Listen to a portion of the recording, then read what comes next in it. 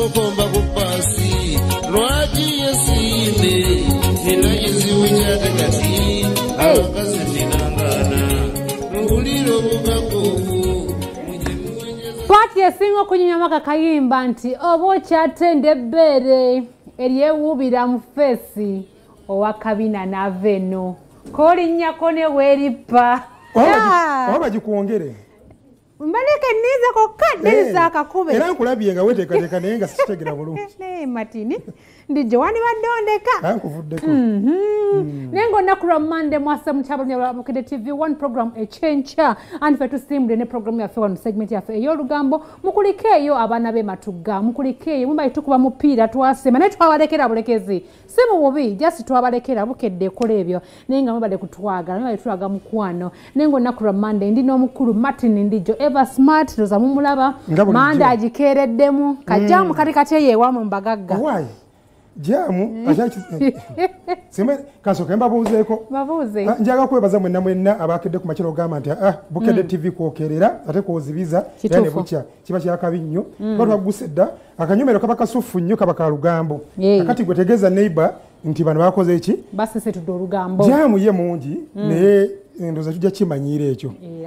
kijja kuyigiza okera ekirungi nti walo sente zayisibwa empitirivu era wetole ekibuga obeetola kampala n'emirirano engulo zikolebwa niyo bazikolebwa kasuubo speed mwongeramu uko kubanga tusuubira nti osanga jamu ona n'akenderako ng'engulo zikoze eki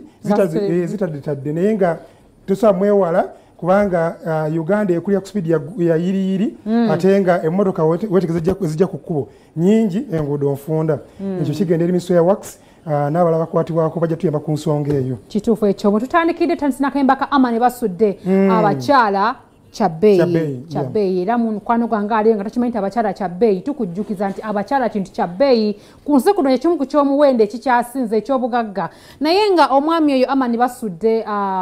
we twayingiridde weekend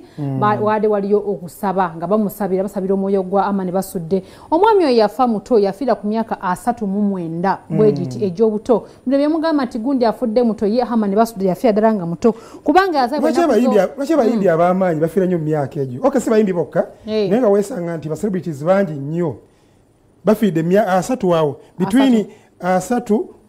ku 4 wakati awo bangi batugenzeeko naye ddiro mwayi mugambyeko nti afudde mukulu buli afa afudde muto buli afa ow'omukulu yaba atya abafudde nga bakulu naye bano tuba tukyabeetaaga ogamba nti ali mu bulamu bwe buli wenyininyini buyinza okugamba nti kati atandise okweyagalira mulamu bwe ng'atugendako naye kyogera otutanyisa nti basobodde okubanga bajjukira ebimu ku bye yakola omanyi kirungi nnyo okubanga ojjukirwa no mu Uganda okubanga okola ebintu notajjukirwa si kirungi naye omwami oyo Herman Basudde at least bakyasobola okujjukira biki bye yakola n'abamu ku bakyala be bano nga afaanana akafeera ate yakomyewo tuyinza okubeera nkafeero yali tweyunzeeko dda yabadde ebubondo abo babadde bayita obubondo saidi zeri bukoma nsimbi erudde eyo omukulu oyo munnaye gye yali azaalibwa era okugenda okufa omanyi yafa yali accident okugenda ogwa akabenje yali agenda addeyo agenda makaaga ag'ebubondo eyo so n'afuna akabenje n'ava mu bulamu bw'ensi eno basalo ne bagamba nti ajja kujjukirwanga kituufu ateekeddwa okujjukirwa kubanga ono legend yatugendako eri musajja muyimbi w'amaanyi muyimbi ow'amaanyi mu nsiike y'akadongo kamu ate ng'era mu biseera ebyo bye bali bakwatidde industry eno gye twenyumirizaamu kati eya music era yafiira ko olugulu lwayita Kabale Bugonzi oluli ku Masaka Road ate nga yazaba Masaka that side of ziti Katende egundi awo nyini ye Bubondo eyo banange kugamba yazaliwa ku lugulu lumu ate ko yafiira bana okutwaliza wamu njagala okwebaza abantu bonna abateeka amaanyi mu nteekateeka y'okujjukira omugenzi oyo kubanga emabega kaawo walinga okusika omuguwa nga famire yemulugunya egamba nti waliwo abamulyamu waliwo n'abakolanga enteekateeka z'okumujjukira naye nga famire tebeera included naye wajjawo enjawulo waliwo omwami ali Canada bamuyita Yasini Kiragga yavaayo n'enteekateeka enjawulo n'agamba nedda buli mwaka bateeka okujjukira Herman Basudde era enteekateeka zonna waliwo ku kijjaawe bakulagako awo ku bifaananyi ebyo nti yateekamu ne ssente zazimba ekijja ekyo nga intention ye yakola nti agifula museum agifula museum abantu bajjenga balambule abantu bajjenga bajjukire era abakadonkamu bangi bagendayo bambi okulaba nti nno bajjukira omukulu oyo n'abayimbi abalala batabi bakadonkamu naye nga abantu bonna nabagaliza art industry abakwata ku saidi buli akwata ku saidi eyo wakiri akyamako awantu awo era wotuukawo nti olaba nti wakyukira ddala okuva wali eri wali wafaanana nakati waliwo enjawulo y'amaanyi nnyo so mukulu Yasini Kiraga nkwebaza nnyo olw'enteekateeka ezo ate ng'era n'asala n'agamba nti nno famire ajja kulaba nti nno agiyamba so abantu abo kugenda okulamaga yonna enteekateeka eyo y'abantu abagamba nti jjukira Herman Basudde kituufu ekyo naye abayimbi akadonka lwaki bayagalanga nnyo abakyala bakadonka mboka okusingira ddala bannange bayagala abakyala kumanya babaagala bayimba nako oyagala nkubalirayo n'ababandi abalina abangi sooka ombuulireyo oba oyagala bakubaraga bemba nkubalira abalina abangi mbayi wa bandi ng'akyali mulamu nga totidde ombuulire abakyala baalina oba kale ayagala nnyo abakyala nga totidde owa bandi omu nga totidde ensi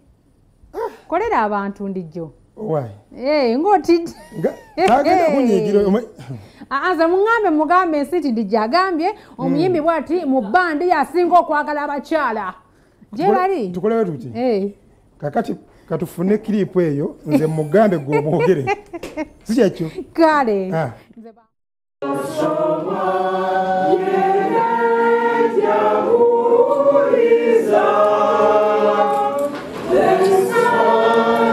twagala okakasiza ddala nga okyali omukufe nga era tukyakwagalira ddala tukusuubiza nno okusabiranga musaala zaffe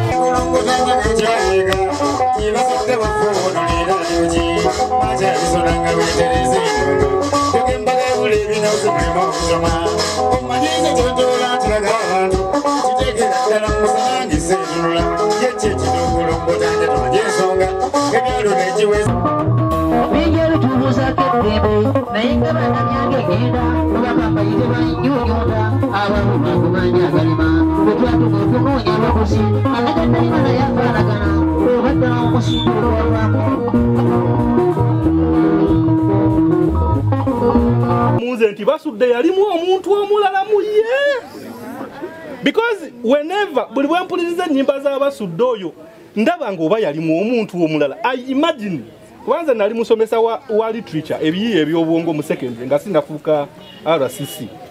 naye okuyiiya kwa Basudde ffenna bwe tuwulira ennyimba ze kutusobera. Lume agundi n'owunzika ng'oyambye muyambe ekkiriza ereketa wakasa najja ababirira omuddo n'aguwotola obukola gubambi ne gukukulumbira njuba okugwokya atyo ne gusaba kiralageko mu bbanga yeyalire wakolenga manvuuli aguwonye ku njuba nayagutta kire n'atabeera mubi ng'akeera nga yeyalirawo obulungi mu bbanga njuba bwakebuka okulengera omuddo nga teri wayisa mmunye kirakutte njuka nasunguwala awo nnyonnyo omuliro nayongera ku swiki asanuuse ekiraggwe mu bbanga bungere nga babirira omuddo omuliro mungi ate kirebwa kyamuka nasanuuka ate nakola amazzi namupa ekire kyenkuba yatonnya nno muddo naweweera okufuna amazzi wakulukutira kiraggwe mu bbanga muddo yali aniridde ati mukati rahmatullahi wa barakatu mukama akugire emisanvu mu kkubo osobola okutuuka gy'olaga ku byokolera Herman Basudde otweyanzizza nnyo okutweyanziige ba Herman Basudde Fans Group bane mwebalenga okwerekereza ne mujje Masaka ne mugenda e Butambala bannange neeyanzizza nnyo neeyanziige buli ali wano yenna simanyi oba amabanja ga Basudde ngenda gasasula ntya okulaba nga buli omu ntuuka mu lojja ewaabwe bannange neeyanzizza nnyo neeyanziige temujjanga okwo insha Allah Mungu ng'akkiriza era tujja kubeerawo wano okumujjukira mu 2016 olunaku z'omwezi abamu ku bakyala be aboogedde eri abantu naye bakula bulungi yebaza abantu kyakabi nnyo ate nga njaga kwebaza ne asoose okukwata kazinda gosoose okulaba asoose okuyimba oyo omwami oyo mukozi munnaffe musasi waffe mu bendo ly'e Masaka eyo era nga yakoze ebi n'agandika ayimbe ate nga ekiseera kyekimu nitusakira amawulire ago so John Bosco Mulyowa kirungi nnyo ekyo omanyi ekintu ekisinga okunnuma n'okunneewunyisa ku fa ya Herman Basudde yafa ennaku z'omwezi zaali 11 June mwezi gwa June 1997 yali akagula emmotoka y'empya kika kya Land Cruiser kati ebiseera ebyo nga akagula emmotoka taata mulwadde mu kyalo so aveeyo n'agenda akole ki amulabeko n'omulaga emmotoka gye yakagula taata nakufunye ekidduka ekipya emmotoka muneyo yamuta ennyininyini eyo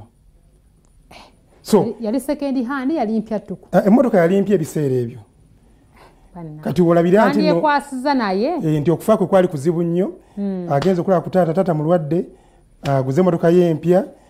kwegamba taata agenda afune ku ssanyu ly'okulaba ku mutabani n'okulaba ku mmotoka ate nga abeeko n'obujjanjabi bwamutuusaako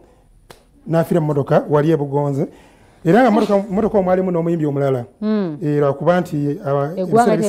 ebiseera bisinga obungi tayogerako nnyo Fiona Nakayiza naye yafiira mu mmotoka omwo so twongera okusabira famire eyo Herman Basudde n'abavayo n'enteekateeka enjawulo okulaba nti no bayamba famire eyo kubanga Yasini Kiraga yabadde ku Zoom gwe nagambye oyo eyakuliddemu enteekateeka ezo kubanga yali Canada era n'abategeeza nti agenda bazimbira ennyumba amatiri bonna ng'oggyeko ekijjukizo kye yakola awo ennyumba museum gy'olaba eyo ng'oggyeko museum abalungi batoto kyabalina egyebali ayagala obulamu bwe yali ayagala nnyo omuntu gwe bayita Herman Basudde era oyogera naye wano Uganda omuyimbi ye gwamanyi asooka Herman Basudde ka miliyoni Kenzo tamanyi kafeero kafeero tamumanyi ayinza okuba naye amujjukira ate nga atukoze bubi naye nga Herman Basudde era yabagambye kuba yabadde ku Zoom kwe yasinzidde tasobodde kujja kwetaba mu nteekateeka zo n'abategeeza nti nno awo wennyini nnyini we yateeka ekijjukizo ky'olabye ekyo wagenda oteeka amaka amatiri bona aga famire eyo temutandika kukayanira maka temutandika omanyi wetutuuka mu nsonga z'ebyobugagga abaddugavu tetusaaga mujja kuwulira tekatinze mwana wa Basudde ate kati bankebera omusaayi ate bakebere gundi gwerindako ng'okyazanya n'ab'ensi naye twabadde nga is it this weekend twali tulinayo World Music Day I think World Music Day luno olunaku terwasookera mu Uganda abasinga batakimanyi batandikira mu France olunaku olwo lwajaguzwa zitwentino kyogera ku Serena Hotel naye omusasi waffe yatugambye tetwamanyi tutwagala nnyo kulimbalimba nsi ekivulu kya flopinze ebivulu byo bingi n'atugamba ezimu ku nsonga lwaki kyafulopinze nti kompitita yabadde ku Sheraton ate nga ku Sheraton okuyingira mbu kwa bwereere so mu kutwaliza wamu ezimu ku nsonga lwaki bafulopinze talina kwekwasa nnyo eyo si nsonga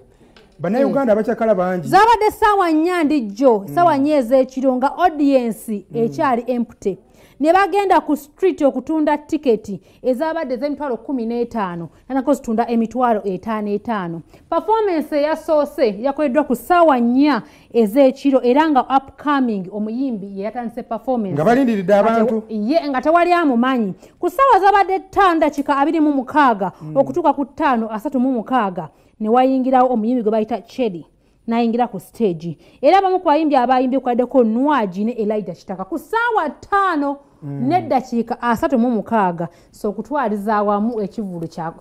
bwe kyakoze mbadde okunyumiza nti bannayuganda bangi abakyakala balinga nnyanja osenako obusenyi ng'onaagenda mu nnyanja ne weepimirako gwogamba nti gano nja sobola lita 10 n'ogenda naago kakati buli woteeka ekivulu obaako n'ensonga lwaki oyita abantu era obaako n'emitendera gy'oyitiramu abantu so eba tebazze tekitegeeza nti bannayuganda bakyakala tebaagala kukyakala nze manyi ezimu ku nsonga ndi gye lwaki abantu tebazze wano balina press conference gye baakolera press conference abayimbi abasinga tebaalabikako ku press conference ate nga at least abayimbi abo abanene bandibabise ku press conference bandi motivating abantu okola ki okujja naye tebaalabikako abasinga kati ngamba abantu bandize bali motivated batya ekisooka kiyinza okuba nti kale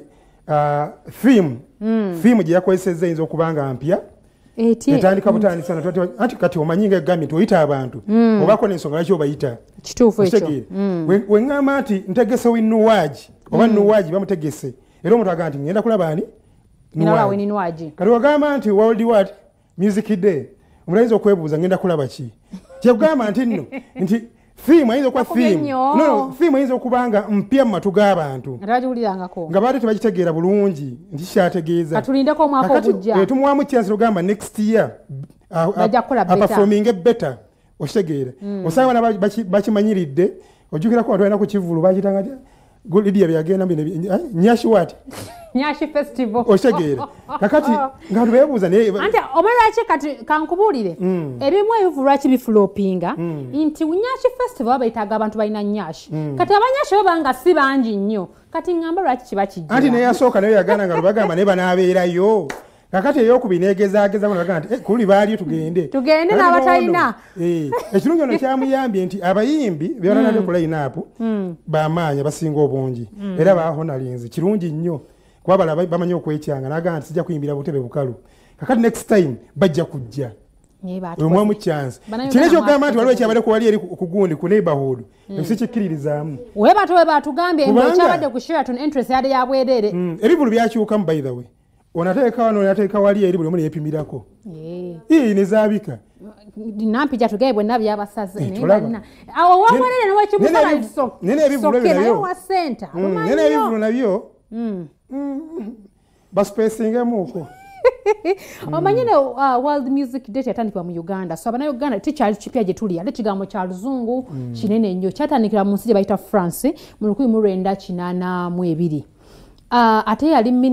minister wa culture abali bamuyita Jack Lang yatandika olwo lunaku so lwali lugenze mu nsi zonna ez'enjawulo naye wano mu Uganda kyakatandika okubanga kigenda mu bantu so abannayuganda banaagenda nga bakitegeera bajja mmanya okujaguza olunaku lwa music kiba kitya okuba important eri abantu aleze singa nze mutegesi oyo nandikyusizaamu singa ozirise nandikyusizaamu nenkiguza gavumenti ati nilugamba nti kakati because Uganda erimu abayimbi bameka obukadde n'obukadde nilugamba nti kakati minisitule ya genda abayimbi tugweyo muteekemu ssente luno olunaku tukuba abantu omuziki abakiguze kenzo president wa federation akiguze kenzo mutwayiza awamu abakitegedde atakitegedde tugenda then soko otuwemu awo batulage ekyabaddeko bajeti y'abayimbi kuno osava okakasa anti tugenda mu mwaka guli eri omukambwe era omuyimbi atafuna ku ssente anti waliwo yabuuza sente zino baba bazuwa bazuwe kenzo bazuwe bebe ng'ogamba baziwaani yogenda towooza baziwaani sente ezo ndijjo kale bazuwe federation era agabaziwe kenzo si byange ebyo byandi jagabaziwe kenzo tunaafuna tujja kufuna tunaafuna tujja kufuna ezasooka tebafuna gwe tulaga wakambwe wafuna kuzasooka eza kenzo mwetabamanyi gansirike nampija ajja kunyiga basako batuwemu ekyabadde ku Serena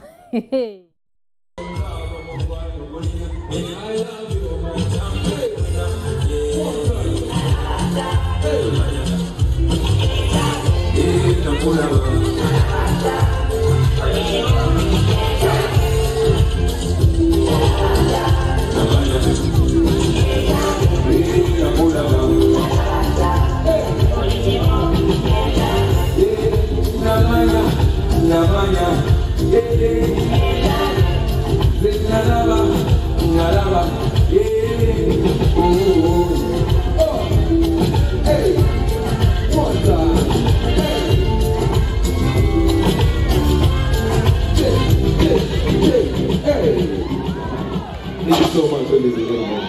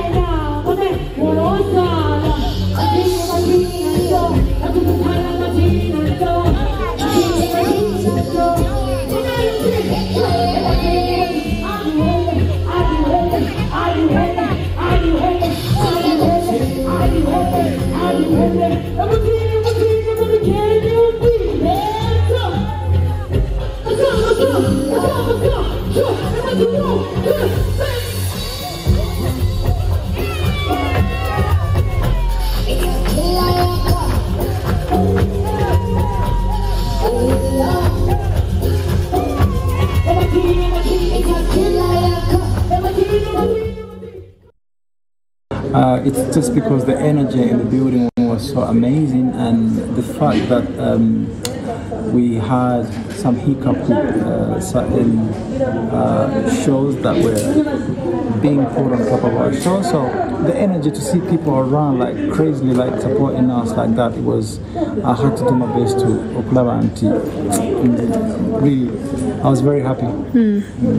Abantu bawulira World Music Day bali bamanyi wano bagenda kujjula abayimbi nga tusuubira ebintu ebyenjawulo, maybe instrumentals, anything that communicating through sound or music. So abantu World Music Day tekitegeeza ngu kuleeta buli muyimbi yonna, kubanga ne bw'ogamba okuleeta abayimbi bonna tebajja kuggwayo mu nsi. Gomanya abayimbi abali mu nsi ogamba World Music Day, then oba ngamba ndeeta abayimbi bonna abali mu nsi ku time gye tulina entono mu Serena, okitegeera. So tewali muntu yenna asobola kupostinga event n'aleeta abayimbi bonna abali mu ggwanga oba omufuna kyenga kugamba. So however twandyagadde okuinvolvinga buli muyimbi bwetuba nga tulina budget, but that kind of budget is crazy. So toyinza kupayinga every muyimbi ali mu nsi eno ojja kukivuga. So you have to be realistic with something like that. Emana ndibuuzaako in concept ya World Music Day ani yajja concept eyo bakyaba ku ki? World Music Day was created in France, and all over the world is celebrated. Abantu Uganda, I think they've done it. Tewali on the scale that we've actually done it. So that's why twagamba focusing a course, so we bring something unique to Uganda. Bye byabadde wabannaffe, so omutegesi wonna woyitwongera okuba nga tukunyiga ebiwundu. Mukama akubeere bambi. Omuzungu agamba next time better. Togwamu ssuubi. Eyo omuzungu anadobere kandi jjo nga si ssente. Abazungu balungi tebamalamu nnyo bantu ssuubi. Agamba next time better nokakkanira awo. Okay, katugendeko mukuwumula tukomewo ne Musa Ssemwanga. Olugamba.